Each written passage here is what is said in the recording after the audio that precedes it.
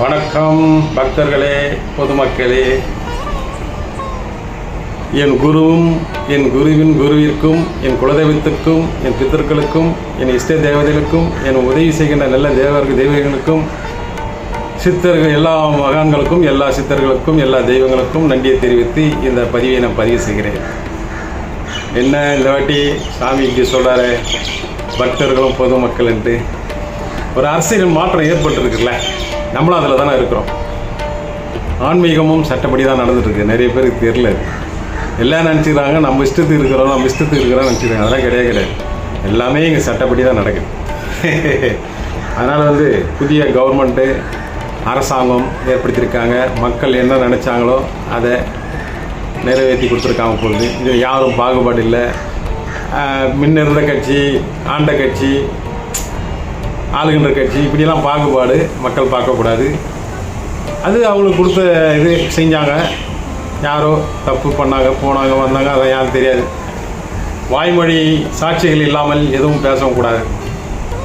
சாட்சிகள் இருந்தால் தான் பேசணும். அதனால் எது எப்படி நடந்ததோ, ஒரு நல்லது நடந்தது 10 பொய் பேசலாம்னு சொல்லுவாங்க. அப்படி கூட நம்ம நினச்சிக்கலாம். நிறைய பேர் வாக்குறுதிகள் ஏதோ கொடுத்தாங்க, செஞ்சாங்க, போனாங்க, வந்தாங்க, செய்யலை, முடிஞ்சு போச்சு.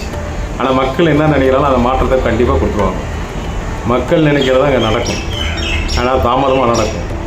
இவங்க சொன்னால் கேட்குறவங்கள உட்கார வச்சுட்டாங்கன்னா அது நடக்கும். சொன்னால் கேட்காத ஆள் உட்கார வச்சு அவர் வேலை அவர் பார்க்குறாருன்னா கொஞ்சம் தாமதம் நடக்கும். அதனால் இது மாதிரி இந்த மாற்றம் ஏற்படும்.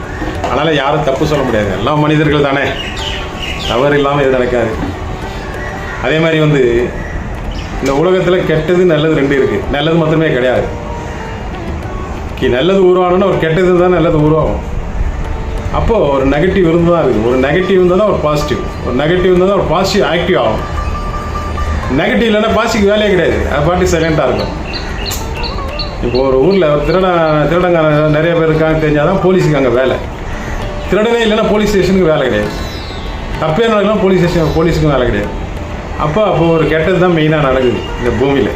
ஏதோ ஒரு மாற்றம் அது மனிதருக்கு பாதிப்பு இருக்கும்போது அது கெட்ட விஷயம் சொல்கிறோம். இயற்கையாக நடக்கும்போது அது ஒரு மாற்றம் நடக்குது அப்படின்னு சொல்கிறோம். ஆன்மீகமாக சொன்னால் மாற்றம், அது அவ்வளோதான், வேறு ஒன்றும் கிடையாது.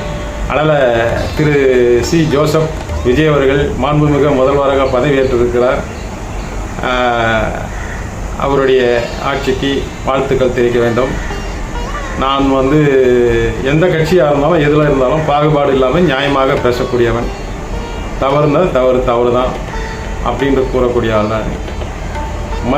மொத்தத்தில் மக்களுக்கு சட்டப்படியாக கிடைக்க வேண்டிய உரிமைகளை காலந்தாழ்த்தாமல் மறுக்காமல் அவர்களுக்கு கிடைக்கணும். அதுதான் என்னோடய நோக்கம், வேறு ஒன்றும் இல்லை. சட்டப்படியாக நடக்கணும். ஆனால் காவல்துறைக்கு போனால் சட்டம் பேசினா பிடிக்காது. நம்ம சட்டம் பேசினா பிடிக்காது. வக்கீல்கிட்ட போனால் நம்ம சட்டம் எதனா சொன்னோன்னு வச்சுக்காங்க, அவனுக்கு ஈவோ வந்துடுது. என்ன சொல்கிறான், இவன் நம்மளோட அறிவாளி மாதிரி பேசுகிறான், அப்போ நான் வைக்கலாம் நீ வைக்கலாம் அப்படின்றான். டாக்டர்கிட்ட போயிட்டு, சார் இது இப்போ என் உடம்புல டெஸ்ட் எடுத்து இந்த ப்ராப்ளம் இருக்குது, இந்த ப்ராப்ளம் எத்தனை நோய், இதுக்கு இந்த மருந்து தானே சாப்பிடணும், இது சாப்பிட்டு நோய் இது எஃபெக்ட் வருமா சொன்னால் அவன் முடிக்கிறான். நான் டாக்டரா நீ டாக்டர்ன்றான். இப்படி ஒவ்வொரு துறை சார்ந்தவர்கள் எல்லாருக்குமே ஒரு ஈகோ இருக்கிறது. எல்லாருக்குமே அவங்க செய்கிற தொழிலில் போய் நம்ம நல்லது கேட்டது கண்டுபிடிச்சி சொன்னால் அவனுக்கு பிடிக்காது, மனம் ஏற்றுக்க அப்படி இருக்குது. ஆனால் சட்டம் என்ன சொல்லுது, இந்த நாட்டில் இருக்கிற எல்லா குடிமக்களும் சட்டப்படி தான் வாழுது. அப்போ நான் சட்டப்படி என் உரிமையில் கேட்குறேன். தவறு பண்ணும்போது நம்ம கொடுக்குற வரி பணத்தில் சம்பளம் வாங்கி உட்காந்துருக்கான் அதிகாரிங்க. அவன் தப்பு பண்ணாமல் நம்ம கேட்டால் நீ என்ன சட்டம் பேசுகிற, நீ யாருன்னு நம்மளை கேட்குறான். அவனுக்கு தெரில. நான் தான் நம்ம தான் முதல்ல அவனுக்கு தெரில. அந்த அளவுக்கு அவங்க அதிகாரத்தை வாங்கினா அந்த அதிகார திமிரு ஆணவத்தில் அப்படி பேசுகிறாங்க. ஆனால் மக்கள் சட்டம் தெரியாதனால பயந்துக்கிட்டு ஐயோ கவர்மெண்ட் எடுத்து பேசுகிறான், அப்புறம் நாளைக்கு எதனா கவர்மெண்ட்டு வேலை செய்யறது தடுத்துன்னு சொல்லிட்டு ஒரு கேஸை போட்டுருவாங்க. பயந்துக்கிட்டு வாய மூடிட்டு வந்துடுறாங்க. தட்டி கேட்கறதுக்கூடிய அந்த தைரியம், அந்த சட்ட அறிவு இல்லை மக்கள்கிட்ட. அதனால் பயந்துட்டு வந்துடுறாங்க. இப்போ எங்களை மாதிரி ஆளுங்கன்னா ஓரளவு நம்ம சட்டம் தெரியும், திடீர்னு கேள்வி கேட்பணும். ஆனால் கேட்டால் பிடிக்காது, கெட்டவன் நல்லவன் கிடையாது. அதுக்கு சப்போர்ட் பண்ணுறதுக்கு 4 பேர் நம்மளாலே வருவான். உடுப்பா அவர் என்ன பண்ணுவார், சார் அவருக்கு சப்போர்ட் பண்ணணும், கெட்டவனுக்கு சப்போர்ட், நல்லவனுக்கு சப்போர்ட் பண்ண மாட்டாங்க. ஏமா அவர் கரெக்டாக தான் கேட்குறீங்க, உங்கள் கடமை நீ வேலை செய்ய வேண்டிய டியூட்டி நீ செய்ய வேண்டிய டியூட்டி கரெக்டாக செய்ய வேண்டியது தானே அப்படின்னு திருப்பி கேட்க மாட்டாங்க. இவனுக்கு அவ்வளோதான் அறிவு, அவ்வளோதான் திம்பு. அதனால் இது தனி மனிதனுடைய ஒரு உரிமை தனி மனிதன் தெரியும். உன்னோட உரிமை என்ன நீ தெரிஞ்சுக்கணும், சட்டப்படி நான் தெரிஞ்சுக்கணும். நீ எவ்வளோ தான் நீ ஓட்டு போட்டு நம்ம ஜனங்கள்லாம் சேர்ந்து ஓட்டு போட்டு நம்ம வந்து விஜய் நம்ம தேர்ந்தெடுத்துருக்கோம். ஆனால் சட்டம் என்ற என்ன சொல்லுதோ அதை போய் தான் நடக்க முடியும். நீ என்ன தான் ஓட்டு போட்டாலும் சட்டம் அங்கே அதுதான் நடக்கும். நீங்கள் பார்த்துருப்பீங்க, ஒரு 4-5 நாள் நடந்த பிரச்சனை பார்த்துருப்பீங்க. அந்த சட்டம் அவங்க இடம் கொடுக்கல பாருங்கள், அதிகாரத்தை எப்படி பண்ணுறாங்க. அப்படி தான் அதிகாரத்தை பயன்படுத்துகிறாங்க. அப்போ நீங்கள் சட்டப்படியே நடந்தீங்கன்னா இந்த நாட்டில் இருக்கிற அந்த சட்டத்தை பயன்படுத்தி அதிகாரத்தை பயன்படுத்தி மக்களுக்கு சேவை செய்கின்றவங்க தவறான பாதையில் தவறான செயல் செஞ்சால் அதை தட்டி கேட்கக்கூடிய திறனை முதல்ல வச்சுக்கணும். அப்போ தான் அவங்கள வந்து சரி பண்ண முடியும். அரசியல்வாதி 5 வருஷம் இருப்பான், அவனை மாற்றிடலாம். அதிகாரி நீங்கள் மாற்ற முடியுமா? மக்கள் நினச்சா மாற்ற முடியுமா? முடியாது. அதிகாரம் உடஞ்சியாக இருப்பாங்க. அவங்கவுங்க தொழில் சார்ந்தவங்க அவங்கவுங்க ஒற்றுமையாக இருப்பாங்க. அதுக்கும் சட்டத்தில் உரிமை கொடுத்துருக்காங்க. இந்திய அரசு 19 கோட்பாடு படி 4 பேர் 5 பேர் ஒன்றா கூடுறது, சங்கங்கள் அமைக்கிறது, கூட்டம் கூடுறது, இதெல்லாம் வந்து அரசாங்கம் சார்ந்த அனுமதியோட நீங்கள் எல்லாம் பண்ணணும். நீங்கள் வந்து ஒரு கட்சி ஆரம்பிக்கிறோம், ஒரு 7 பேர் சேர்ந்து ஒரு கட்சி ஆரம்பித்து இத்தனை பேர் பண்ணணும்னு சொல்லிட்டு இருக்குது. எல்லாமே சட்டத்தில் இடம். அது மாதிரி அப்படி பாருங்கள், நீங்கள் ஒவ்வொரு துறையிலையும் அவங்கள சங்கம் வச்சுருக்காங்க அவங்க பாதுகாத்துக்கிறதுக்கு. இது மாதிரி தப்பு செஞ்ச பொதுமக்கள் எதிர்ப்பு தெரிவித்து நாளைக்கு கோர்ட்டு கேஸ் என்ன பண்ணுறதுன்னு சொல்லிட்டு தன்னுடைய சட்டங்களை வந்து நிர்வாகத்துறையை சார்ந்த விஷயங்களை அவங்க சில விதிகள் வகுத்து வச்சுருக்காங்க. மக்களுக்கு பாருங்கள் எப்படி இருக்குது, எப்படி மக்களுக்கான நம்ம ஒன்றும் பாதுகாப்பு கிடையாது. அவங்களும் எதனா ஒரு குழுவில் போய் ஒரு கட்சியில் போய் சேர்ந்து பாதுகாப்பு தேர்ந்தாங்க. தனி மனிதனாக வந்து இருக்கிறது ரொம்ப கஷ்டம். அவனுக்கு வந்து முழுசாக சட்டம் தெரிஞ்சிருந்தால் தனி மனிதனாக இருந்து போராடலாம் இருக்கலாம். அதுக்கு நீதிமன்றங்கள் வந்து ஒத்துழைக்கணும். இப்போ ஒரு வழக்கறிஞரை போய் நீங்கள் ஏதோ பேசிட்டு ஒரு நீதிமன்றத்தை பற்றி பேசிட்டு நீதிமன்றத்தில் போய் வழக்கு தந்தால் உங்களை வந்து சட்டப்படி பார்க்க மாட்டான். உள்ளுணர்வோடு அவன் கொஞ்சம் குற்ற உணர்வை பார்ப்பான். நம்மளை எடுத்து பேசிட்டால இவனை எதனா பண்ணான் அப்படின்னு நினைப்பான். அப்படி தான் பழிவாங்கி சட்டப்படி யாரும் இருக்க மாட்டாங்க. ஏன்னா மனிதன் அது மாதிரி இருக்குது. அதனால் அரசாங்கம் இன்றைக்கி வந்துட்டாங்கன்னா புதுசாக வந்து நடக்கும் அப்படிலாம் கிடையாது. நீங்கள் மக்கள் வந்து எதிர்பார்க்கக்கூடாது. அவங்க வந்துட்டாங்க செய்வாங்க, அவங்க என்னென்ன சொன்னாலும் செய்கிறாங்க பார்க்கணும், அவ்வளோதான். ஏன்னு கேட்டிங்கன்னா இந்த தமிழ்நாடு மாநில அரசுடைய வருமானம் எவ்வளோ, கடன் எவ்வளோ, வட்டி எவ்வளோ கட்டுறாங்க, அரசாங்க ஊழியருக்கு எவ்வளோ சம்பளம் கொடுக்குறாங்க, இதெல்லாம் இருக்குது. இதுக்கு மீறி வருமானம் எவ்வளோ வருதோ அதை தான் நம்ம செய்ய முடியும். அப்படி அதுக்கு மேலே செய்யணும் கடன் வாங்கி தான் செய்வாங்க. இந்த கடன் வாங்கி செய்கிற சில திட்டங்கள் தீட்டும் போது தான் அந்த ஊழல்லாம் நடக்குது. அது தெரியும், நிறைய பேருக்கு தெரியும் என்ன ஊழல் எப்படி பண்ணுறாங்க. கான்ட்ராக்ட் கொடுக்குறது, சில குறிப்பிட்ட நபர்களுக்கு கொடுக்குறது, இப்படி கொடுத்து இந்த ஊழல் நடக்குது. சில பேர் கம்பெனி சிப்கார்ட் காட்டுறதுக்கு வெளிநாட்டு கம்பெனிகளுக்கு வந்து அனுமதி கொடுக்கும்போது அவங்களுக்கு இடம் வாங்கி கொடுக்குன்ற பேரில் அதில் ஒரு ரியல் எஸ்டேட் பேரம் நடக்குது. அதுக்கப்புறம் அனுமதி கொடுத்து போகிறது கிடைக்குது. கேட்டால் வேலை வாய்ப்பு ஏற்படுத்துகிறோன்னுவாங்க. ஆனால் பொல்யூஷன் ஏற்பட்டுரும் நாட்டில். அதனால் என்ன வருமானம் இருக்குது, வருமானம் கம்மி அதில், ஆனால் ஆதாயம் தனி நபருக்கு. இப்படியெல்லாம் இருக்குது, நடக்குது நாட்டில். எல்லாமே மக்களுக்கு தெரியாது, கேட்க மாட்டாங்க. வீட்டை விட்டு வெளியே வந்து கேட்க மாட்டாங்க. அந்த 5 வருஷத்துக்கு ஒரு வாட்டி ஓட்டு போடுறாங்க பாருங்கள், அவ்வளோதான். அது காசு வாங்கி போகிறவனும் இருக்கிறான், காசு வாங்க உடம்பு இருக்கிறாங்க எல்லாமே. ஆமாம் நடக்குது இது. அப்போ இதில் எது என்ன தெரியுது, மக்கள் தான் ஒழுக்கமாக இருக்கணும். மெயினாக மக்கள் தான் நேர்மையாக இருக்கணும். மக்கள் தேர்ந்தெடுக்கிறாங்கன்னா அப்போ நேர்மையான மக்கள் தேர்ந்தெடுத்தா நேர்மையான ஆட்சி அமையும், நேர்மையானவங்க வந்து முதலமைச்சர் உட்காரும். அப்படி தான் இது. ஏதோ இந்த வாட்டி தமிழ்நாட்டுக்கு அந்த பிரபஞ்ச ஆற்றல் அதை புத்தி மாற்றி விட்டு சரி இப்படி ஒரு மாற்றத்தை கொடுக்கலான்னு சொல்லிட்டு மாற்றி வந்துட்டாங்க. இனிமேல் நல்லதாக நடக்கட்டும். நல்ல மக்கள், நல்ல அரசாங்கம், நல்ல ஆட்சி பணி நடக்கணும். திரு விஜய் அவர்கள் ஆலோசனை பெறுவது, நல்ல சட்டம் தெரிஞ்சனோட உளவுத்துறையுடைய தகவல் உடனுக்குடன் அது கண்காணிக்கக்கூடிய அதிகாரிகளை வைத்து மக்களுக்கு செம்மனே செயல்பட வேண்டும். நிறைய அறிவுரை கூற வேண்டியிருக்குது. இந்த வீடியோ மூலம் அவ்வளோ சொல்ல முடியாது. அது நேரடியாக இருந்தால் நம்ம சில ஆலோசனை சொல்லலாம். அதுக்கும் சில பேர் கூட இருந்து சொல்ல இவருன்னு ஆலோசனை கேட்குது. என்கிட்ட இவ்வளோ வக்கீல் இருக்காங்க, அரசாங்கம் ஆண்டவங்க இருந்தாங்க, ஆட்சியில் இருந்தவங்க ஆலோசனை சொல்லுவோம்னாங்க. மக்களுக்கு வந்து சொன்னது மட்டும் செஞ்சால் பத்தாது, சொல்லாதும் செய்யணும். அப்போ தான் மக்கள் முன்னாடி நிற்க முடியும். மக்கள் வந்து நம்பிக்கையுடைய, நீங்கள் நம்பிக்கையான ஆளுன்னா அவங்க ப்ரூவ் பண்ணணும், சந்தோஷத்துலேயே அவங்களை வச்சுன்னு இருக்கணும். அதே மாதிரி அறிவாளியாக நாட்டு மக்களை அறிவாளியாக திறமைசாலிகளும் உழைப்பாளிகளும் ஆக்க வேண்டும். எல்லாமே ஓசியில் கொடுத்துட்டு தண்டமாக சோறு போட்டு அவன் வச்சுருந்தேன்னா மக்கள் வந்து முன்னேற்றம், நாட்டோட முன்னேற்றம் கம்மியாயிடும். மெயினாக கட்ட பஞ்சாயத்து பண்ணுறது, போலீஸ் அதிகாரத்தை பயன்படுத்தி சில பணம் படைத்தவர்கள் செய்கின்ற செயல், இதெல்லாம் அண்டர்கிரவுண்டில் நடக்குது, நிறைய நடக்குது. அதெல்லாம் நீ கட்டி கேட்கணும். ரொம்ப கஷ்டமான ஒரு விஷயந்தான். இது பழக்கப்பட்டவங்களாக இருந்தால் அவங்களுக்கு தெரியும். நெல்லி சொல்லுவேன், புது அரசாங்கம் அமைஞ்சிருக்கு, அதனால் கொஞ்ச நாளைக்கு 6 மாதம் பார்ப்பாங்க. மக்களாக இருந்தாலும் எல்லாம் பார்ப்பாங்க. அரசியல்வாதி தப்பு பண்ணால் 5 வருஷத்தில் நம்ம வந்து ஓட்டை மாற்றி போட்டு காலி பண்ணிடுறோம். அதிகாரிகள் தப்பு பண்ணால் என்ன பண்ணுறது? ஆனால் அரசியல்வாதி மாறிட்டாங்க, ரைட்டு. அதிகாரிகளை அவன் பழைய அதிகாரம் தான் இருக்காங்க. இப்போ அந்த சீட்டில் வந்து மாற்றினா அவன் காப்பாற்றி விடுவான். அதிகாரிகள் காப்பாற்றி விடுவாங்க. அவங்க ஒரு கட்சி, அரசாங்க பணியாளர்கள், அரசு ஊழியர்கள், அவங்க ஒரு கட்சி. யார் வந்து உட்கார கிடையாது. அதுக்கு எதாவது அட்ஜஸ்ட் பண்ணி சொல்லிவிடுவாங்க. இப்படி நடந்துன்னு இருக்குது. அப்போ எங்கே இது மாற்றம் ஏற்படணும்னா தனி மனிதன் மாற்றம் ஏற்படணும். எப்படி ஏற்படணும்? சட்டப்படி ஏற்படணும். சட்டப்படி ஏற்படணும் என்ன பண்ணணும்? அவன் வந்து சட்டம் தெரிஞ்சு வச்சுக்கணும். அட்லீஸ்ட் அடிப்படை சட்டம் தெரிஞ்சு வச்சுக்கணும். யார் யார் எந்தெந்த தொழில் செய்கிறாங்களோ அந்த சட்டம் என்ன சொல்லுதோ அதை தெரிஞ்சு வச்சுக்கணும். சட்டம் தெரியாமல் தான் அதிகாரிகளும் வந்து ஏமாத்துறாங்க. அதை இதை சொல்லி ஏமாற்றி பண்ணிட்டு போகிறாங்க. அப்போ அடிப்படையில் உங்களுக்கு சட்டம் தெரிஞ்சிருக்கணும்.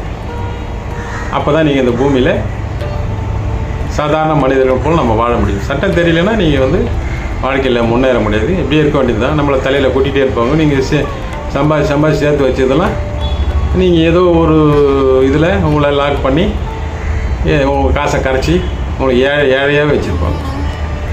மெயின் வந்து சட்ட அறிவு வேண்டும், நல்ல உழைப்பு வேண்டும்,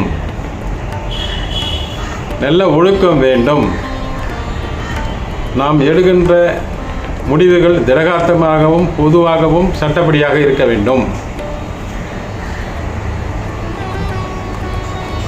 இந்த அரசாங்க அதிகாரத்துக்கு சென்டிமெண்டெல்லாம் ஆகாது. சட்டம் என்னவோ அந்த பிரிவு என்னவோ அதுதான் அது சொல்லும். இப்படி தான் இருக்குது. அந்த சிக்கலில் தான் நம்ம போக மாட்டேங்கிறோம்.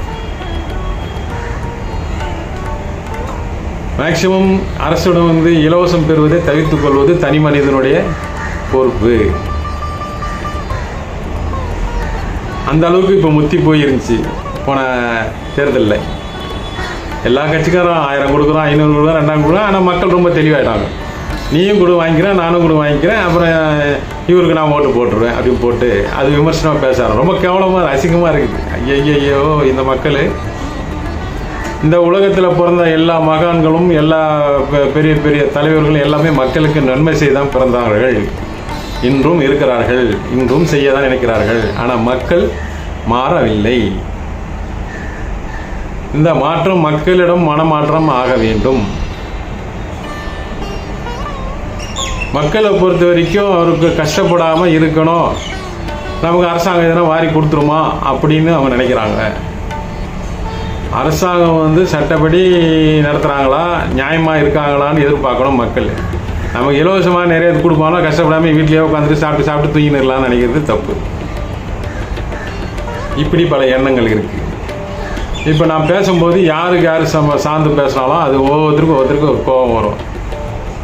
அப்போ இதுலேருந்து என்ன இருக்குதுன்னா எல்லாரையும் அனுசரித்து அவங்களுக்கு எடுத்து சொல்லி புரிய வச்சு ஒவ்வொரு இதுக்கும் இப்படி தான் நம்ம இருக்கணும். அப்போ இதுக்கு தனி மனித ஒழுக்கம் வேணும். அதேமாதிரி ஒரு பொதுமக்கள் ஒருத்தர் தனிப்பட்ட முறையில் பாதிக்கப்படுறாங்க, ஒரு அரசு அதிகாரத்தின் அடிக்கடையில்னா பொதுமக்களை ஒன்றா சேர்ந்து தட்டி கேட்கணும். நீதிமன்றங்கள் அது செவி சாய்க்கணும். நல்ல மக்கள் வந்து பிரச்சனையை வந்து வாதாடும் போது கேட்கணும். அவங்களுக்கு வந்து 100ல் 1 கேஸு 101 கேஸு நினச்சிட்டு போகக்கூடாது. அப்படியெல்லாம் சில நடக்குது, தெரியும். மக்கள் வெளிப்படுத்த முடியல. அரசாங்கத்தை நடக்கிற விஷயமோ நீதித்துறையில் நடக்கிற சரியான இடத்துல சரியான அவங்க வந்து வெளிப்படுத்த முடியல. ஏன்னா எல்லாம் அதிகார பலத்தில் உட்காந்துக்கிறாங்க. நான் ஒரு கீழ் அதிகாரி தப்பு பண்ண மேல் அதிகாரிகிட்ட சொன்னால் அவர் ரைட்டு பண்ணிடலாம், செஞ்சு நான் கேட்டுக்குவார், அவ்வளோதான். அதுக்கு என்ன செயலோடையும் செய்ய மாட்டேன். மொத்தத்தில் பாதிக்கப்படுறது மக்கள் தான். அப்போது நம்ம எல்லா விஷயத்திலும் கரெக்டாக இருந்தால் எதிராளி தன் கடமையை கண்டிப்பாக செஞ்சு தான் ஆகணும். அந்த இக்கட்டல் நிலைக்காக அவனை உருவாக போகணும், செய்வாங்க. இது எல்லாமே மக்களுக்கு நல்லது நடக்கணும். மக்கள் கெட்டதை தடுத்து நிறுத்தக்கூடிய அதிகாரம் எல்லாமே அரசாங்கத்துக்கு கொடுத்துருக்கு, அரசாங்க நிர்வாகத்துக்கு கொடுத்துருக்கு. அவங்க தான் செய்யணும், யார் தடுக்கணுமோ அவங்க தடுக்கணும். ஆனால் என்ன பண்ணுறோன்னா அதிகாரத்தை நம்ம கொடுத்துட்டு நம்ம தான் அதுக்கு வேலை செய்யணும். இப்போ சாதாரணமாக ஒரு நிர்வாகத்துறையில், ரெவன்யூவில், வருவாய்த்துறையில் தவறான ஒரு பட்டா கொடுத்துருவாங்க. அது யார் தப்பு? தாசில்தார் தப்பு. ஆனால் நம்ம போய் அலைஞ்சிட்டு இருக்கணும். சரிங்க, நீங்கள் தவறாக கொடுத்துட்டீங்க, நீங்கள் உடனே திருப்பி கொண்டா இல்லை, அது ஆர்டிஓ பார்க்கணும், கலெக்டர் பார்க்கணும். இவர் செஞ்ச தப்புக்கு நம்ம போய் ஆர்டிஓ கலெக்டிவ்லாம் சுற்றிட்டு இருக்கோம். அதெல்லாம் கோர்ட்டில் போய் கேஸை போடணும். கேஸை பார்த்தீங்கன்னா 10-20 வருஷம் அவாட்டு வலி. இது யாரும் தட்டி கேட்கறது இல்லை. ஏன்னா ஆவணங்க குட்டி போடுமா நான் தெரில. அதுக்குள்ளே அந்த தாசில்தார் இவங்கெல்லாம் மொத்தம் போய் சேர்ந்துருவாங்க, ரிட்டையர்ட் ஆகிடுவாங்க, ஏதோ ஒன்று ஆகிடுறாங்க. அப்போ யார் செஞ்ச தப்பு? அது யாரை சட்டப்படியே நடத்த சொல்லி அவனுக்கு அதிகாரம் கொடுக்குமோ அவன் செஞ்ச தப்புக்கு நம்ம அலைய வேண்டியது வருது. இதெல்லாம் சட்டங்களுக்கு திருத்தணும். நீ கோர்ட்டில் நடக்கிற விஷயம் எல்லாம் பாருங்கள், ரெவன்யூவில் நிறைய தப்பு பண்ண தான் நடக்கும். அவங்க பண்ண தப்பாக தான் இருக்கும். அவங்க ஆவணங்க அரசாங்கம் ஆகணும் அவங்ககிட்ட தான் இருக்குது, பொதுமக்கள்கிட்ட இருக்குது கிடையாது. தவறு அவன் தான் பண்ணுறான். நம்ம சிபிஐ போலீஸ் மாதிரி அதை ஆராய்ச்சி பண்ணி எல்லாத்தையும் வாங்கி கொடுத்து நம்ம எதுவுமே நிரூபணம் பண்ணணும். அப்போ தான் நீதிமன்றம் அதை ஏற்றுக்கிட்டு அதுக்கு ஒரு தீர்ப்பு கொடுப்பாங்க. அந்த தீர்ப்பு கூட இறுதி தீர்ப்பாக இருக்குமா? அதையும் நம்ப முடியாது. மனிதோட வாழ்க்கை ஆயுள் கம்மியாகிட்டே வருது. இவங்க 20 வருஷம் கோர்ட்டு சுற்றத்துக்கு நமக்கு நேரம் சரியாக போகுது. அதுக்குள்ளே பேரம்பேத்தியெல்லாம் நம்ம எடுத்துருவோம், துவங்கிடுவோம், எங்கும் போக முடியாது. இப்படி பல விஷயம் இருக்குது. அதனால் பணம் சம்பாதிக்க ஒரு குறிக்கோளோட மக்கள் சுயநலமோட ஒழுக்கின்மையோடு சுற்றுற மக்கள்னால தான் நம்மளுக்கு பல பிரச்சனை வருது. அது அரசாங்கமாக இருக்கட்டும், பொதுமக்கள் பொதுஜனோட இப்படி இருக்குது. அப்போ தனி மனித ஒழுக்கம் வேண்டும். ஒரு அரசு கீழே நம்ம குடிமக்களாக இருக்கும்போது நம்ம குடிமக்கள் எப்படி வாழ வேண்டும், எப்படி இருக்க வேண்டும், ஒவ்வொரு விஷயத்திலும் கடுகளவு தவறு நடக்காமல் பார்த்துக்கணும். அதுக்கு 4 பேர் சப்பக்கட்டு கட்டுறது கூட இருப்பான். அதெல்லாம் சகஜம் தான்ப்பா, கொடுப்பா, அதெல்லாம் சகஜம் அப்படின்னு தட்டி கழிச்சிடுவாங்க, மடைமாற்றம் செய்து விடுவார்கள். ஆனால் சட்டத்தில் அப்படி கிடையாது. இது மாதிரி நல்ல விஷயம் இருக்குது. அதனால் எது எப்படி இருக்கணும். ஆனால் இதெல்லாம் பெருசாக பேச இதெல்லாம் இதுக்கு அது சம்மந்தம் இல்லாமல் இருக்குது. நான் சொல்கிற விஷயம் கண்டிப்பாக டெஃபினட்டாக அது மாண்புமிகு முதல்வராக இருந்தாலும் சரி, மாண்புமிகு குடிமகனாக இருந்தாலும் சரி, சட்டப்படியாக தான் நடக்கணும். சட்டத்தை மீறி நடக்கக்கூடாது. சட்டத்தை மீறி நடக்காமல் இருந்தால் அது யார் கண்ணுக்கு படாமலையோ யார் கவனத்துக்கு போகாமல் இருக்கனால அது சைலண்ட்டாக இருக்கும். அது எதனா தெரிஞ்சிச்சுன்னா மாட்டிப்பாங்க. பெரிய துன்பம் அதை ஏற்படுத்தாது. மன வளர்ச்சி ஏற்படுத்தி கொஞ்சம் கொஞ்சமாக உணவை காலி பண்ணிட்டோம். இப்படி தான் இருக்குது. அதனால் மக்கள் ஒழுக்கின்மை, தனி மனிதன் ஒழுக்கத்தோடு சட்டப்படி நம்ம வாழ பழக கற்றுக்கிட்டா இந்த நாட்டுக்கும் நாட்டு மக்களுக்கும் அரசாங்கத்துக்கும் எந்த தொந்தரவும் இல்லை. அவங்க பாட்டுக்கு பீஸ்ஃபுல்லாக போவாங்க.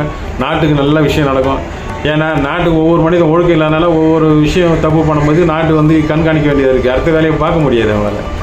மக்கள் எல்லாமே கரெக்டாக வரும் கரெக்டாக செலவு செஞ்சு என்னென்ன நாடு முன்னேறதுக்கு என்னென்ன வழியை டக்குன்னு செஞ்சுட்டு போவாங்க. ஆட்சியாளருக்கு 2 விஷயம் இருக்குது. மக்களை காப்பாற்றணும், அரசாங்கத்தை காப்பாற்றணும், பத்தத்துக்கு கட்சியை வளர்க்கணும், கட்சி தொண்டர்களுக்கு அவங்களுக்கு இதில் பண்ணணும். இவ்வளோ வேலை இருக்குது அவங்களுக்கு. அப்போ அதை தான் பார்ப்பாங்க. கடந்து போயிடுவாங்க. உங்களை ஃபில்டர் பண்ணி தான் மேட்ரு அங்கே போ. சாதாரணமாக இப்போ நம்ம எப்படி உரையாடுறோமோ அது மாதிரி ஒரு சிஎம் கிட்ட உரையாட முடியாது. அதுக்கு முன்னாடியே அது 100 வரி இருக்குன்னா அது 2 வரியில் அடக்கணும் மேட்ரை. அந்த அளவுக்கு எல்லாம் அறிவு இருக்கா? ஒரு மனு எழுதும்போது தெரியாது, எப்படி எழுதுனா என்னன்னு தெரியாது. கதையாக உண்மையை எழுதிப்பான், பெரிய கதை உண்மை தான் இருக்கும். அந்த அளவுக்கு படிக்கிறதுக்கு டைம் கிடையாது. அது எல்லாத்தையும் சுருக்கி 4 வரியில் கொடுப்பான் புரியுது மாதிரி. அவங்க தெளிவாக இருப்பாங்க. முதலமைச்சர் கீழே பணி செய்கிறவங்களோ, முதலமைச்சருக்கு ஆலோசனை சொல்கிறவங்களாம் கரெக்டாக இருப்பாங்க. அவங்க 2 வார்த்தை சொன்னாலும் புரிஞ்சுப்பாங்க. பொதுமக்கள் எப்படி புரிய முடியும்? சாதாரண மனிதனை புரிய முடியாது. அதனால் கஷ்டம். மக்கள் பழகிட்டாங்க. மக்கள் அப்படி இருந்துட்டாங்க. அதனால் யார் எப்படின்னு இருக்கட்டும், நம்ம ஒழுக்கமாக இருப்போம், நம்ம சுய ஒழுக்கத்தோடு இருப்போம். யார் என்ன பண்ணட்டும், சட்டப்படி நம்ம வாழ்வோம், நமக்கு உரிமை இருக்குது அப்படின்னு. மக்கள் அதிகாரத்தை பயன்படுத்தி சட்டசபையில் சில சட்டங்கள் மக்கள் நல்லது நடக்க சட்டத்தை ஏற்றத்துக்கு தான் சட்டசபை. அதுக்கு தான் சட்டசபை. அதுக்கு நிறைய சட்டங்கள் எழுதி வச்சுருக்காங்க. எந்தெந்த நடக்கணும், எங்கே போகணும்னு சொல்லி இன்ச்சு பை இன்ச்சு நடந்துருக்காங்க. அதுதான் கடைப்பிடிச்சிட்டு இருக்காங்க எல்லாமே. அவ்வளோதான். சட்டத்தை மீறி யாரையும் ஒன்றும் பண்ண முடியாது. ஒரு முதலமைச்சருக்கு இவ்வளோ அதிகாரம் வருது, இவ்வளோ விஷயம் பேசுகிறாங்கன்னா ஒரு தனிப்பட்ட முறையில் அதை சொல்லிட முடியாது. தனிப்பட்ட முறையில் சொல்ல முடியாது. சட்டத்தில் இடம் இருக்குது. சட்டப்படி அவளுக்கு ஒரு இலவசம் கொடுக்குறது, திடீர்னு ஏதோ கொடுக்குறாங்கன்னா அவங்களுக்கு சட்டப்படி கொடுத்துருக்காங்க. அதுவும் சட்டத்தில் இடம் இருக்குது. சும்மாலாம் கொடுக்க முடியாது, சும்மாலாம் சொல்ல முடியாது. சட்டத்தை மீறி எந்த ஒரு வாக்குறுதி கொடுத்து நீ செய்ய முடியாது. நம்ம செய்யக்கூடாது, தவறு. நம்ம வெளிநாட்டில் கொள்ளடிக்க போகிறேன், கொள்ளடிச்சது உங்களுக்கு சேவை செய்கிறோன்னு சொல்லி நீங்கள் வாக்குறுதி கொடுக்க முடியுமா? முடியாது. தவறான ஒரு தொழில் பண்ணி அதில் சம்பாதிச்சு உங்களுக்கு கொடுக்குறேன், அப்படி வாக்குறுதி கொடுக்க முடியுமா? தீக்குள்ளே போட்டுருவாங்க. ஏன்னா சட்டத்துக்கு புறமானது அது. அப்படி தான் இருக்குது. மனிதர்கள் பிறக்கும்போது எல்லாம் நல்லவங்க தான் இருக்கிறாங்க.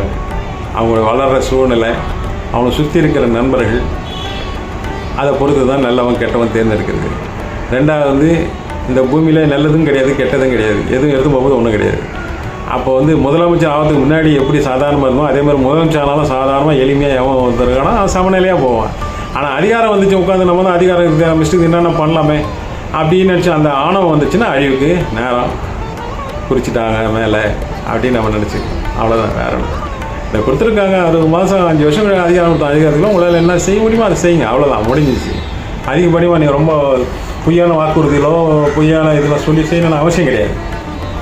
அது பாருங்கள், எல்லாம் மேலே பிரபஞ்சம் நம்மளை வந்து கண்காணிச்சிக்கிட்டே இருக்குது. யாரும் எங்கே தப்ப முடியாது. அது நல்லா புரிஞ்சுங்க. இன்றைக்கி நீ ஏதோ பண்ணிட்டு சந்தோஷமாக இருந்தலாம். எல்லாமே அதிகாரத்தில் இருக்கிறவங்களோ பெரிய ஆட்களாக இருந்தாலும் சரி, யாரையும் தனிப்பட்ட முறையில் நான் குறிப்பிட்டு சொல்ல, பொதுவான ஒரு கருத்து பொதுவாக நான் சொல்கிறேன். அதனால தான் ஆன்மீகத்துக்கு போயிடுறாங்க, அமைதியான வாழ்க்கைக்கு போயிடுறாங்க. இதெல்லாம் இப்படி தான் நடக்கும், புற வாழ்க்கையில் இப்படி தான் இருக்கும், இது வேணாம் அப்படின்னு சொல்லிட்டு தான் நல்ல அறிவாளிகள்லாம் பெரிய ஆன்மீகத்தில் இருக்காங்க, பயங்கர அறிவாளெலாம் இருக்காங்க. அவங்ககிட்ட ஆலோசனை கேட்கட்டும், எந்த அரசாங்கம் வந்துடட்டும், அவன் சூப்பராக சொல்லுவாங்க ஐடியா. அதெல்லாம் மேலே ஆண்டவன் நிர்ணயிக்கிறான். நீ யார் முதலமைச்சராக வரணும், எந்த நேரத்தில் பதவி ஏற்கணும், எந்த செகண்டில் பதவி ஏற்கணும், எல்லாமே மேலே ஏற்கனவே எழுதி வச்சுருக்கு. அதுதான் நடக்கும், அது மீறியெல்லாம் நடக்காது. இவங்க சொல்லிக்கலாம் என்னால் தான் நடக்குது, நான் அப்படி பண்ணனா தான், நான் இப்படி சொன்னால் தான் சொல்லுவாங்க. அதான் சும்மா, அது நாங்கள் நம்ப மாட்டோம். எங்களுக்கு தெரியும், ஆன்மீகத்தில் தான் தெரியும் எது எங்கேயோ நடக்குது அப்படின்னு சொல்லி. அந்த இயற்கை பிரபஞ்சத்துக்கு தெரியும். பிரபஞ்சம் நம்மளை கண்காணிச்சிக்கிட்டே இருக்குது. பிரபஞ்சம் நம்மளை கண்காணிச்சிட்டே இருக்குது. அதனால் நல்ல முதல்வர் வந்திருக்க சந்தோஷம். ஒழுக்கமான குடிமக்களை உருவாக்க வேண்டும். நியாயம் தர்மம் சிந்திக்கக்கூடிய மக்களை உருவாக்க வேண்டும். இந்த மெயினாக இயற்கைக்கு எந்த துன்பம் விளைவிக்காத மனிதர்களை உருவாக்க வேண்டும். அவரவர் மதத்தை மதித்து உரிமையோடு வழிபட வேண்டும். அதுக்கு எந்த குந்தகமும் வரக்கூடாது. தன்னுடைய சொந்த மதத்தொட்டு மாற்று மதத்துக்கு மதம் மாறுவது அது இயற்கை நீதிக்கு ரொம்ப தவறான விஷயம். நீ பிறக்கும்போது இந்த தாய் வயிற்று இந்த மதம் எல்லாமே கணிச்சு தான் பிறக்க வைக்கிறாங்க. தவறான அறிவு புரிதல், மக்கள் செய்கின்ற தவறை எதிர்மறையான எடுத்துக்கொண்டு மதம் மாறுவது தவறு. அது அவங்களுடைய இஷ்டம். மாறிட்டா அவங்க மாறிட வேண்டியதான். நீ மாறினாலும் அந்த ஜீன் உள்ளே மாறாது. அது மாதிரிலாம் இருக்குது நிறைய விஷயம். அதனால் எது எப்படி இருந்தாலும் சட்டத்தை மீறி இந்த நாட்டில் நம்ம வாழ முடியாது. அது நம்பி தான் நம்ம போய் ஆகணும். அப்போ அப்படி தான் வாழணும். ஆன்மீகன்றது அது இயற்கை நீதி. அதுதான் சொல்கிறேன். அரசியலும் ஆன்மீகமும் இப்போ ஒன்றா இணைஞ்சு செயல்படக்கூடிய காலம் தான் இது. அப்போ தான் இந்த அரசு பெரிய அரசாங்கத்தை ஆளுகின்ற அரசியல்வாதிகளோ எல்லாம் தவறு பண்ண மாட்டாங்க. ஏன்னா ஆன்மீகம் அப்படின்னு சொல்லும்போது அவங்களுக்குள்ள அமைதி வந்துடும். ஓ, தப்பு பண்ணக்கூடாது, இவங்ககிட்ட போனால் இப்படி தான் இருக்கணும் அவங்களுக்கு தெரியுது. அவங்களுக்கு அதை மீறி சில தவறுகள் நடக்க தான் செய்யும். மெயினாக வந்து அரசு அதிகாரிகள், துறை சார்ந்த அதிகாரிகள் அவங்க கடமைகளை கரெக்டாக செய்கிறாங்களா அப்படின்னு முதல்வர் கண்காணிக்கணும். தெரியுதுங்களா? இதுக்கு எல்லோரும் தெரியும், எல்லா உலகத்திலும் தெரியும், எல்லோரும் தெரியும், எல்லா தவறு யார் பண்ணுறாங்கன்னு எல்லாம் தெரியும். ஏன் தட்டி கேட்கல? ஏன் சூட்கேஸ் அண்ணாமலை வந்து எது போயிட்டு புகாராக கொடுத்தாரு? அந்த புகார் பெட்டியெல்லாம் எங்கே போச்சு? ஏன் கவர்னருக்கு தெரியாதா? உளவுத்துறை சொல்லையா? எல்லாம் யோசிச்சு பாருங்கள். எல்லாம் தெரிஞ்சால் நடக்குது. மக்கள் சாதி எப்படியோ அது மாதிரி அரசியல் சாதி, அது அதிகாரிகள் சாதி, அது அப்படி தான் பண்ணும். இதையும் மீறி ஒரு விஷயம் மாற்றம் நடந்தால் தான் நல்லது நடக்கணும். அந்த மாற்றம் நடந்துருக்குது. பார்ப்போம் என்ன பண்ணுவோம். எல்லாருக்கும் பயம் இருக்குது. இதெல்லாம் பெரிய பெரிய விஷயம், கை வச்சா நாளைக்கு பிரச்சனை வரும் அப்படின்னு சொல்லிட்டு ஒரு பயம். நாட்டுக்காக எவன் உயிர் தியாகம் செய்கிறானோ, தன் குடும்பத்தை தியாகம் செய்கிறானோ அவன் தான் நாட்டுக்கு உண்மையான குடிமகனாக இருப்பான். அவன் ஆட்சியாளர் ரொம்ப ஷேப்பாக இருக்கும். அது ஏன்னா எதுக்கும் பயப்பட மாட்டான். குடும்பத்துக்கும் பயப்படுவான். தன் பிள்ளைக்கு என்ன ஆகிடுமோ, தன் பொண்டாட்டிக்கு ஆகிடுமோ, தன் குடும்பத்துக்கு பயந்துடுவான். அவன் பயந்து எவனே எதனா பிளாக்மெயில் பண்ணுவான். அவனை எப்போ வந்து பிளாக்மெயில் பண்ணுவான்னா அவனுக்கு தெரிஞ்சு வச்சுப்பான். அவனோட வீக்னஸ் தெரிஞ்சு வச்சு பிளாக்மெயில் பண்ணி உங்கள்கிட்ட காரியத்தை சாதிச்சுப்பான். அப்போ நீ அதை மீறி ஒன்றும் பண்ண முடியாது, மாட்டிப்பேன். அப்படி பிளாக்மெயில் பண்ணி தான் ஒரு கட்சி இப்போ அட்ரஸ் இல்லாமல் போய் கிடக்குது. ஒரு கட்சி, பெரிய கட்சி பிளாக்மெயில் பண்ணி சுத்தமாக ஒன்றும் இல்லாமல் ஜீரோ ஆகி போச்சு. அதுதான் நடக்கும். அதுக்கு தான் நேர்மையாக இருக்குது, ஒழுக்கமாக இருக்குன்னு சொல்கிறது. தனி மனித ஒழுக்கம் என்னென்னா, நீ எந்த தப்பு பண்ணலாம், உங்களால் எந்த பழி எதுவும் பண்ண முடியாது, உங்கள்கிட்ட எந்த வீக்னஸ் இல்லை, அப்போ நீ ஜாலியாக நீ எல்லா விஷயம் பண்ணலாம். எதை சொன்னாலும் பயப்போம். அதே நேர்மையாக நாள் இருந்தாலும் ஒத்துக்க மாட்டான். அவன் முடிவெடுத்தான் அவ்வளோதான். அந்த பயம் வந்துச்சுனால நிர்வாகம் கரெக்டாக நடக்கும். அதுக்கு ஜெயலலிதாவும் ஒரு உதாரணம். அந்த அம்மா அப்படி பண்ணால் அதெல்லாம் விட்ருங்க. அட்மினிஸ்ட்ரேஷன் நல்லா இருந்தது. சாதாரண கீழே இருக்க ஒரு பியூன் கூட பயந்துட்டு இருந்தான். ஆனால் அதுக்கப்புறம் என்ன நடக்குது? கொலையோ கொள்ளை, கொலையோ கொள்ளை, கொலையோ கொலை, அவ்வளோதான். அப்பாவி மக்களுடைய அதிகாரத்தை பயன்படுத்தி செய்கின்ற அதிகாரிகள், தவறு செய்கின்ற அதிகாரிகளை விட்டு விடுகிறோம். ஆனால் அரசியல்வாதிகளை 5 வருஷத்துக்கு ஒரு பழி வாங்கி விடுகிறோம். மக்களே, எது நியாயம்? நீ முடிவெடுத்துங்க. மக்கள் கேள்வி கேட்குற மக்களை வாய் அடிச்சிடறாங்க, இல்லைன்னா ஆலையை க்ளோஸ் பண்ணிடுவாங்க நினச்சா. அதனால் கேள்வி கேட்குறவங்க, தன்னோர்வ தொண்டு நிறுவனம் நடத்துகிறவங்க, நாட்டுக்கு சில இதெல்லாம் மனுவல் அனுப்புகிறவங்க, நல்லது நடக்கணுன்ட்டு அவங்களாம் பாதுகாக்கணும். அவங்களாம் குறி வச்சு அரசாங்கத்தில் கட்சிக்காரங்க எல்லாம் வச்சு அவனை காலி பண்ணிடுறாங்க. காலி பண்ணுற கொண்டுதான் சொல்ல, அவனை செல்லா காசு ஆக்கிடுறாங்க. சட்டப்படி சில இதெல்லாம் அனுப்பிச்சா கூட அதை செய்ய மாட்டேறாங்க. அது மேலும் மேலும் நீதிமன்றம் அங்கே சுற்றினா அதுக்கு பணம் செலவு பண்ணணும், சுற்றணும் முடியாது, விட்டுருவாங்க. அது காலம் கடந்து போச்சுன்னா அது காலம் கடந்து போச்சு, முடிஞ்சு போச்சுன்ட்டு விட்டுருவாங்க. இப்படி பல இதெல்லாம். ஆனால் அரசு அதிகாரிகளுக்கு எல்லாமே தெரியும். அரசியல்வாதியோட அரசு அதிகாரிகள், நிர்வாக அதிகாரிகள் எல்லாம் தெரியும். அவங்கள மீறி தவறு நடக்கிறதுலாம் சான்ஸ் கிடையாது. அதனால் மாண்புமிகு முதல்வர் அவர்கள் ஒவ்வொரு நிர்வாகத்தில் இருக்கிற எல்லா அதிகாரிகளும் என்ன செயல்படுறாங்கன்னு சொல்லிட்டு நீங்கள் டெய்லியும் டேபிளில் இந்த அதிகாரி இந்த அலுவலகத்தில் இது இன்னைக்கு நடந்திருக்கு, யாரும் வந்து பார்த்துட்டு போயிருக்காங்க, இதெல்லாம் நீங்கள் கண்காணிக்கிறீங்க. இதெல்லாம் உளவுத்துறை உங்களுக்கு சொல்லணும் டெய்லியும் நாட்டில். அது பார்ப்போம், இப்படி நடக்கும் பார்ப்போம். ஆன்மீகத்தில் இருக்கும்போது அரசியல் பேசக்கூடாது சில பேர் சொல்லுவாங்க, அது எழுதப்படாத சட்டம். அப்படிலாம் கிடையாது. அந்த காலத்தில் மன்னருக்கு வந்து யார் வந்து ஆலோசனை விடும்? குரு தான் வந்து அவர் ஆன்மீக குரு இதான். அவர் தான் வந்து ஆலோசனை சொல்லுவார். ராஜகுருன்னு வாங்க ஆலோசனை. அரண்மனை ஆலோசகராக வச்சுருப்பாங்க, கௌரவ ஆலோசகராக வச்சுருப்பாங்க.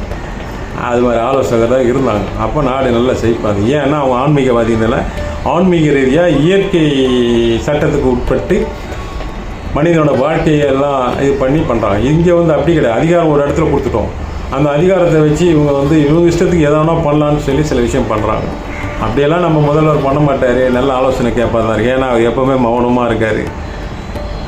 இந்த வயசு சின்ன வயசு இருந்தாலும் எவ்வளோ பெரிய பெரிய அரசியலில் பழுத்த பழங்கள்லாம் பார்த்தீங்கன்னா பரபரன்னு கத்துவாங்க.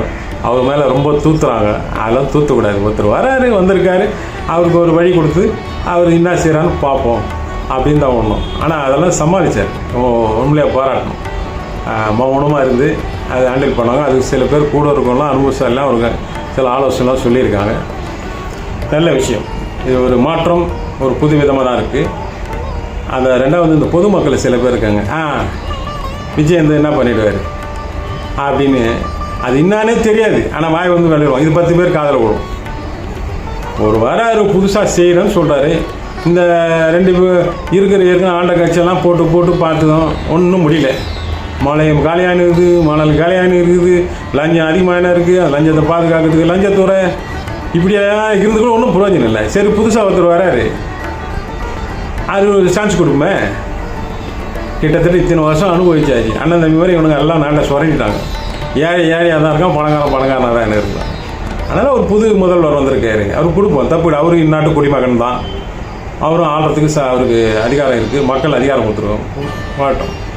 ஆனால் எதை நீ எப்படி கண்டுக்கிறீங்களோ கண்டுக்காமல் இருக்கீங்க. ஆனால் போலீஸ் டிபார்ட்மெண்ட்டை வந்து மாண்புமிகு முதல்வர் வந்து கண்காணிச்சிட்டே இருக்கணும்.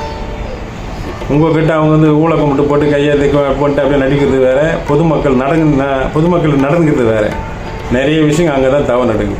நீ எதை நீ வந்து பண்ணாலும் வந்து பண்ணாத. போலீஸ் ஸ்டேஷனில் தப்பு நடக்குது, மக்களை ஏற்றுக்க மாட்டாங்க. போலீஸ் ஸ்டேஷன் போகிறதுக்கு பயப்படுறாங்க. என்றைக்கு வந்து போலீஸ் ஸ்டேஷனில் பொதுமக்கள் ஃப்ரீயாக போய்ட்டு அவங்களோட அதிகாரத்தை வந்து நிலைநாட்டுறாலாம், நீ தான் நாடு சுபிச்சமாக இருக்கும், நல்லாயிருக்கும்.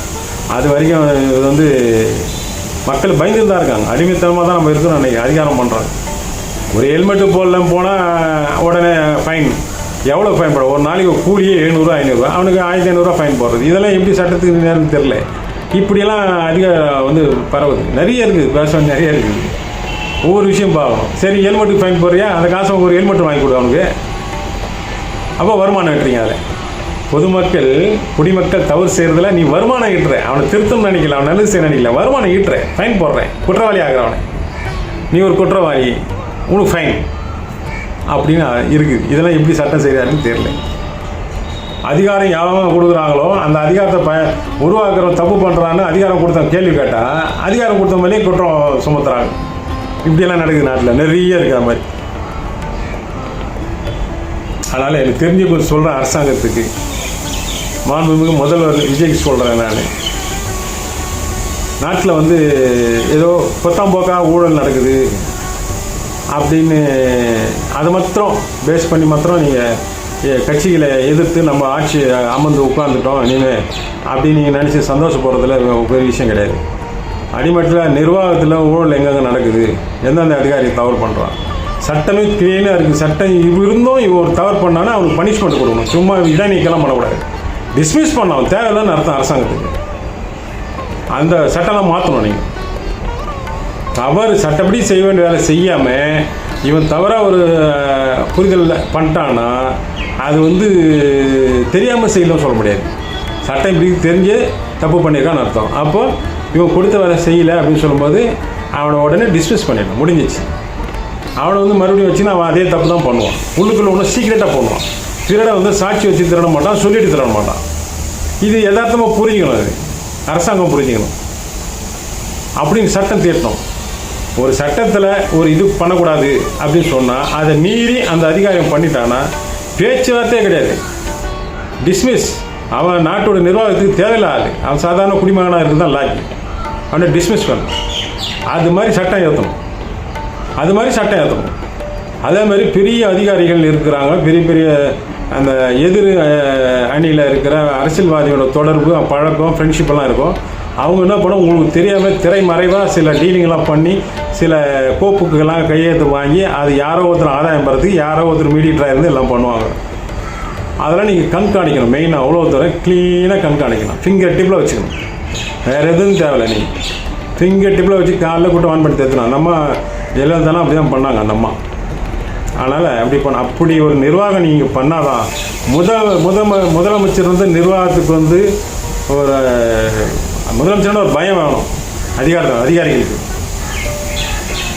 மக்கள்கிட்ட அன்பு வேணும், அன்பு பரிமாற்றம் நடக்கும், அவனை சந்தோஷப்படணும், அவன் தேவைகளே சரி பண்ணணும். அப்படி நினைக்கணும் ஒரு முதல்வரே வந்து அதிகாரிகிட்ட ரொம்ப சாஃப்டாக பேசி அப்படியே நெளி அப்படின்னா அவ்வளோதான், முடிச்சுடுவாங்க, கதையை முடிச்சுடுவாங்க. இவனே கிட்டே இருந்து உங்களுக்கு எல்லாத்தையும் போட்டு கொடுத்துருவாங்க.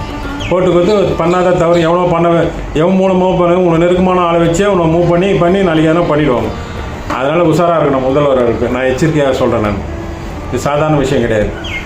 மக்கள் ஓட்டு போட்டால் நம்ம யாரும் ஒன்றும் பண்ண முடியாது, அப்படியே கிடையாது. சட்டம் மேலே நடக்கும். சட்டத்துக்கு ரெண்டு பக்கம் கூர்மையான கத்தி மாதிரி அது உன்னையும் பதம் பார்க்கும், எதிராளியும் பதம் பார்க்கும். அதில் கரெக்டாக இருக்கணும். எப்போ நம்ம வந்து சட்டத்தை கையில் எடுத்துனோமோ அது கரெக்டாக இருக்கணும், சட்டப்படி தான் இருக்கணும். நீ தப்பிச்சிக்கலாம். ஆனால் அதிகாரம் நம்ம கையில் இருக்குது, நம்ம இஷ்டத்துக்கு ஆனோன்னா சட்டம் நம்மளை பதம் பார்த்துரும். அதனால் எது எப்படி இருந்தாலும் நாட்டு மக்களுக்கு நீங்கள் நல்லது செய்யணும். ரொம்ப கஷ்டப்படுறாங்க மக்கள், வெளியே தெரியல. அவ்வளோ கௌரவன்ற பொருளில் வெளியே இருந்து நம்ம கஷ்டம் தெரிஞ்சால் அசிங்கமாக இருக்கும் அப்படின்னு சொல்லிட்டு அவனுக்கு கண்டு காணாமல் அவங்க வாழ்க்கையை வாழ்ந்துட்டுருக்காங்க. அவங்க வாழ்க்கை அது மாதிரி வாழட்டும், நீங்கள் எதுவும் பண்ண வேணாம். அவங்களும் உழைச்சி சம்பாதிச்சிக்கிறாங்க. வேலை செய்கிறவங்க சரியான சம்பளம் வருதா? நிறைய பேர் வந்து டிகிரி எல்லாம் படிச்சுட்டு கூட போயிட்டு 10 ரூபா 10,000 12,000க்கு அவங்க வேலை செஞ்சுருந்தாங்க. அதில் பெட்ரோல் செலவு, ஃபோன் செலவு எல்லாம் போனவரை ஒன்றும் கிடைக்க மாட்டேன். கௌரவத்துக்கு போய் செய்கிறான். அவனுக்கு ஒரு நல்லது கெட்ட கல்யாணம் நடக்கும் செய்யணும் அப்படின்றது போய் செய்கிறான். 8 மணி நேரம் வேலைக்கு 12 மணி நேரம் வேலை உறிஞ்சிட்டு இருக்காங்க கம்பெனியில். அதெல்லாம் நீங்கள் கண்காணிக்கணும். மக்களுக்கு வந்து கூலி கரெக்டாக கிடைக்குதா, அவனுக்கு லீவ் கரெக்டாக கொடுக்குறாங்களா, அதெல்லாம் பார்க்கணும். நிறைய பார்த்தீங்கன்னா பள்ளிகளில் வேலை செய்கிற அந்த துப்புரவு பணியாளர்கள், ஓட்டுநர்கள், இது மாதிரி இருக்கிறவங்களுக்கெல்லாம் பார்த்தீங்கன்னா 12 மணி நேரம் வேலை, அவனுக்கு வந்து லீவ் கொடுக்குறதில்ல, அவனுக்கு கிடைக்க வேண்டிய ஒரு ஃபெசிலிட்டி தரது கிடையாது. அது மாதிரிலாம் நிறைய பண்ண இதெல்லாம் கண்காணிக்கணும். அட்லீஸ்ட் அதிகாரிகளுக்கு என்னென்னா நம்ம கட்சி நிர்வாகத்தில் ஒவ்வொரு இடத்துல ஒவ்வொரு மாவட்டத்தில் ஒவ்வொரு வட்டத்தில் ஒவ்வொரு கிளையில் ஒவ்வொரு தெருவில் உங்கள் கட்சி உறுப்பினர்கள் வேலை கொடுக்கணும். அவங்க அங்கங்கே குழு போட்டு ஒரு வியூ ஆஃபீஸில் என்ன நடக்குது, நேர்மையான விஷயம் நடக்குதா, என்ன பண்ணுறாரு அந்த அதிகாரி, கரெக்டாக பண்ணுறாரா அப்படின்னு பார்க்கணும். ஒரு ஸ்கூலில் என்ன நிர்வாகம் நடக்குது, அவன் என்ன பணம் அதிகமாக வாங்குறானா, ஒரு கம்பெனியில் என்ன நடக்குது, லேபர் ஆக்ட் மாதிரி நடக்குதா, தொழிலாளர் சட்டப்படி நடக்குதா, அவன் உரிமைகள் கரெக்டாக கிடைக்குதா? நீ இப்போ போராட வேணாம், அவனை எதுவும் கேட்க வேணாம். ஒரு மனு எழுதி சிஎம் மாண்பு முதல்வருக்கு அனுப்பிச்சிங்க, ஒரு தனியாக அதுக்கு ஒரு இது வைங்க.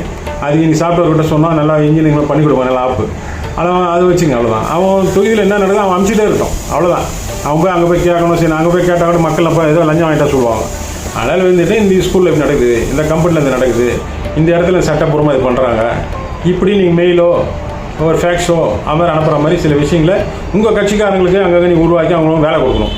இல்லைன்னா அவன் ஆட்சிக்கு வந்துட்டான்னு சொல்லிட்டு நம்ம அதிகாரத்தை பயன்படுத்தி அவன் பழைய அரசியல்வாதிக்கு பண்ண மாதிரியே கட்ட பஞ்சாயத்து வந்து ஊழல் பண்ணுறது எல்லாம் பண்ணலாம். ரெண்டாவது மூணாவது பார்த்தீங்கன்னா முக்கியமான விஷயம் மாண்பு முதல்வர் கேட்கணும்.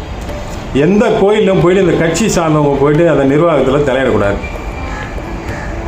ஆட்சி மாறும்போது ஒரு கட்சி வந்து அங்கே வந்து நிர்வாகம் பண்ணுறது, அப்புறம் அந்த விழாக்கள் நடத்துது, விழாக்கள் அவங்க சார்ந்த ஆளுங்களை எடுத்து வருது, இதெல்லாம் ஒரு பிரிவினை உண்டாக்குது. இறைவன்கிட்ட கிடையாது, அப்படி இருக்கக்கூடாது.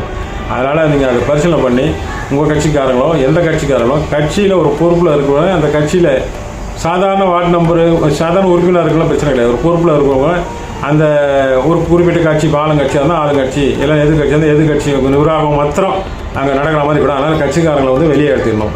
ஊர் பொதுமக்களை பெரிய மனுஷங்க இவங்க தேர்ந்தெடுத்து அந்த கோயிலில் திருவிழா பண்ணணும். இது வருஷம் நடக்குது, 5 வருஷத்துக்கு மாற்றுறது கிடையாது. அவ்வளோ. ஆனால் இப்போ நடக்குது பார்த்தீங்கன்னா எல்லாமே வந்து அரசியல்வாதிங்க வந்து அவங்க உள்ளே நுழைஞ்சிட்டு பெரிய மன உளைச்சல் உண்டாக்குறாங்க. அதனால் அதை வந்து அவாய்ட் பண்ணணும். அறங்காவலத்துறையை வந்து நீங்கள் நல்லா பார்க்கணும். அறங்காவலத்துறையில் வந்து கோயிலுங்களில் நான் அதுக்கு தனியாக ஒரு வீடியோ போடுறேன் அறங்காவலத்துறை பற்றின. அது மாதிரி கொஞ்சம் முதல்வர் வந்து கண்காணிக்கணும். நாங்கள் சொல்கிற விஷயம் நாங்கள் கொஞ்சம் தெரியாமல் கூட விரிவாக நாங்கள் வளர்த்து சொல்ல வேண்டியது இருக்கும். அது நீங்கள் எது தேவையோ அதை எடுத்து உங்களால் பண்ண முடிஞ்சால் அந்த மக்களுக்கு மெயினாக இந்த நிர்வாகத்துக்கு எந்த சீர்கேடும் இல்லாமல் இருக்கணும்னு சொல்லி தலைவணங்கி வேண்டி கேட்டுக்கொள்கிறேன். நன்றி, வணக்கம்.